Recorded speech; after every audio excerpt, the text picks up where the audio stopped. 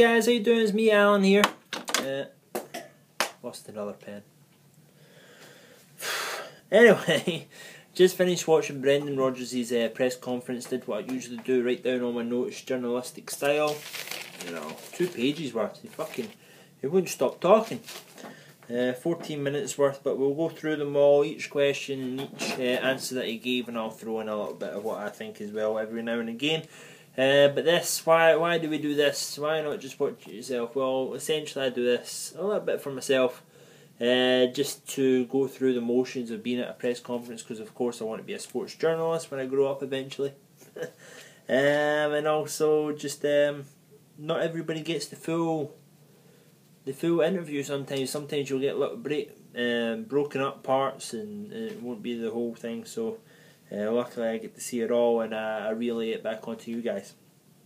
So, first thing first, of course, because it was deadline day, he was asked about rumours, Ings coming in, Balotelli leaving, and like I was reporting all day on at Lfcredchat on Twitter, he said that we'd be very quiet, looking to keep all players happy with the team and how it's developing at the moment. So basically what all the real guys were reporting, instead of the in-the-know people with Danny Ings personal terms agreed and shit like that, it was never going to happen. Maybe a player or two out, but it was never going to happen, anybody coming in. Because why would you lie about it all the way through the window? Unless there was some phenomenal talent and some unbelievable price that you could get him for, it was never going to happen in this January window. He was asked, with Bolton coming up, are your thoughts about the team selection that you put out against Bolton? Will you have thoughts on the Everton game as well? Basically meaning, are you going to put out a team? What are you going to go after? Are you going to have a strong team against Bolton, or are you going to have a strong team against Everton? Basically, you have a plan. You have to plan forward. Of course, you have to plan forward, but the next game is the most important. I always pick a team to win it, and the objective is to get through to the next round or win 3 points, depending on what kind of game that we're playing. So basically, he's saying that, he's using the cliche, one game at a time. He's going to, the next one is the most important one, and basically he's going to pick a team for that, and then we'll see after that what kind of team he's going to pick for the derby. He was also asked, is Stevie Gerrard going to get his 700th appearance against Bolton in the FA Cup, or is he going to wait and use them in the derby? He said, we'll wait and we'll see about that one. He was then asked an interesting question, do you think the January transfer window was tougher to get your business done instead of in the summer? And he answered that it depends on what you need. He doesn't like to stockpile players. He would rather use youth, like Ibe and the other players like that. Possibly Rossiter before he got his ankle hurt, but something like that. But if someone did come up that was fantastic, and like I said, if someone came up fantastic, you couldn't turn them down and stuff like that, maybe they would move for them. But like we all know, there's not really anybody out there at the moment that's like that. No top players that are really looking to move away at the moment. So basically that's why. And he referred back to last year, and last year we were very quiet during the transfer window as well. So that's the way it is. He was asked about Bolton and if the players like the extra games. He said yes, because it means we're in the competitions. We're starting to play better, and we're playing comprehensive football, winning 70% possession against West Ham and 20 shots on target. It was really good. So the players want to play in games like that. They want to show the manager what they got, try and stake a claim on a place in the team. Therefore, and everybody wants to play games. So that's basically what he's alluding to there. We have a big enough team that everybody wants to play every game, and he can rotate through it as he feels fit. He was then asked about Sturridge and how he's been after coming on for the 30 or so minutes, 30 something minutes. After the game, recovering and all the rest of it like that. He says he's been great. Of course, they've been careful with him. Such a good player makes other players good around him, because they make them confident. And I also alluded to the fact that he trusts Sterling and Coutinho and all the rest of them to get the ball. If you want any more on that and how I feel about Sturridge and the way he plays compared to Balotelli, I have a Sturridge versus Balotelli analysis breakdown sort of video. If you want to go ahead and look in that, it's a couple of videos down from this one. Starting. Do you think Sturridge's going to start anytime soon? He said we'll wait and see about that. He's not there yet. Key thing is when he does come on, he needs to contribute with goals. Of course, he is fully fit, but he's not football fit or match fit, as some of us call it. So he is a couple of games away before he's starting and he's number one choice. He was then asked again about Stevie in the 700 and what he thinks that means for Stevie. He says it's an incredible achievement, something that he'll probably never see again, another player that will be at Liverpool for 700 games, unfortunately, but it just shows how Stevie is, you know, his professionalism.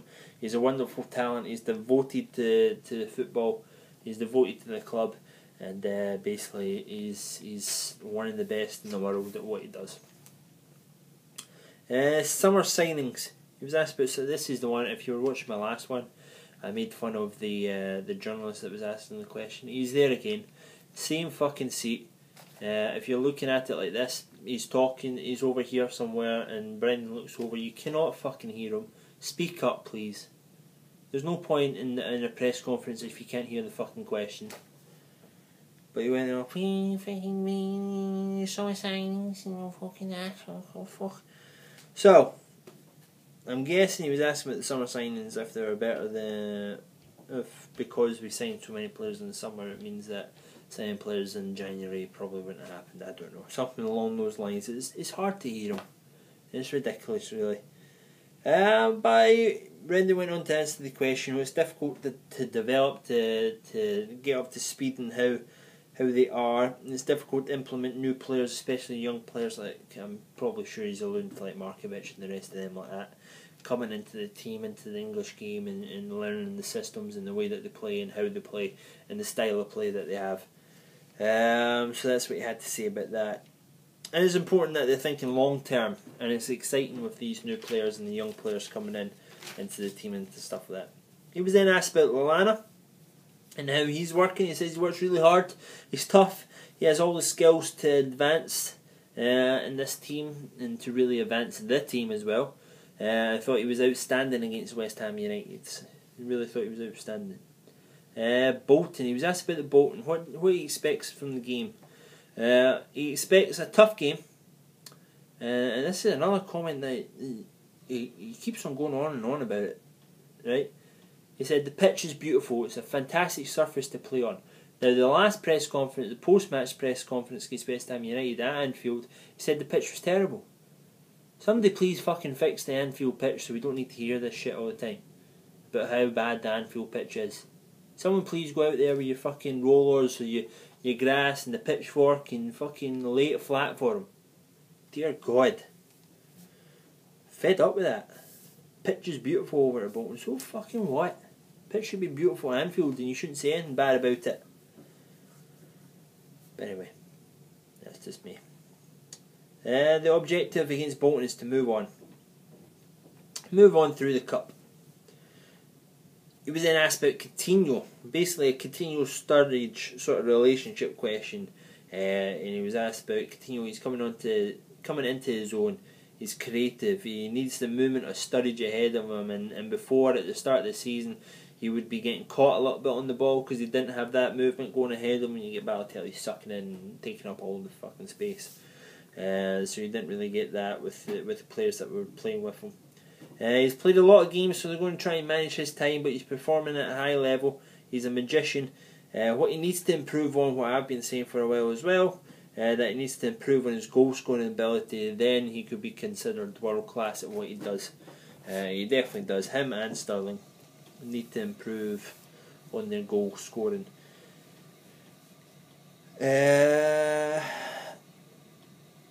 Prowess, I guess you would say, the goal scoring prowess. Got an umpty in the front row asked, does the midfield need to contribute more?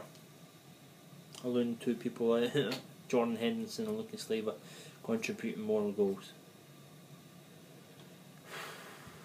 Have they ever? Let's ask ourselves that. Is Lucas Leiva ever? Did Mascherano ever? Did Mascherano scored one goal while he was at Liverpool from a defensive midfield holding role? So But Rodgers kind of looked at him funny, but it depends. Depends on the system that you're playing. And we have 5 attacking players, with the 2, the 3, and all the rest of it. If you think about it, 2 strikers, 3 in front of them, the 2 holding players, or if you think the 3 up top and the 2 wing backs. However you look at it, 5 players that are there to score goals, create goals. What you're looking for from Henderson and Lucas Leiva is for them to hold that midfield and roll, hold the shape, protect the back 3 and stuff like that. So you kind of looked up funny with it. Is that a serious question? Anyway, Raheem Sterling, is pressure off at him because Danny Sturridge is back. He went on. He started talking about Raheem and the way he is. He's intelligent and he's adaptable. He's been playing here, there, and everywhere in the team. He can get his own goals, but I've written it down weird. Dan knows the movement patterns. Sturridge knows the movement patterns within the box a little bit better. Where to run, where to lose your man, and where to cut front post, back post, and all the rest of it. A little bit better than Sturridge does. Now there was an American reporter in there, so it was kind of, I heard the accent come through, so it was a little bit refreshing. He acted about Mark Polowski and his injury. Basically, Rodgers said it set him back a little bit. He's a gifted young player, fantastic left foot, but he needs to regain his confidence. Is what the youth academy is telling him about the boy, Polowski.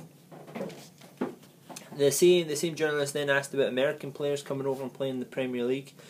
Brendan, I'm trying to think, Brendan never really had an American player except from Polowski so far.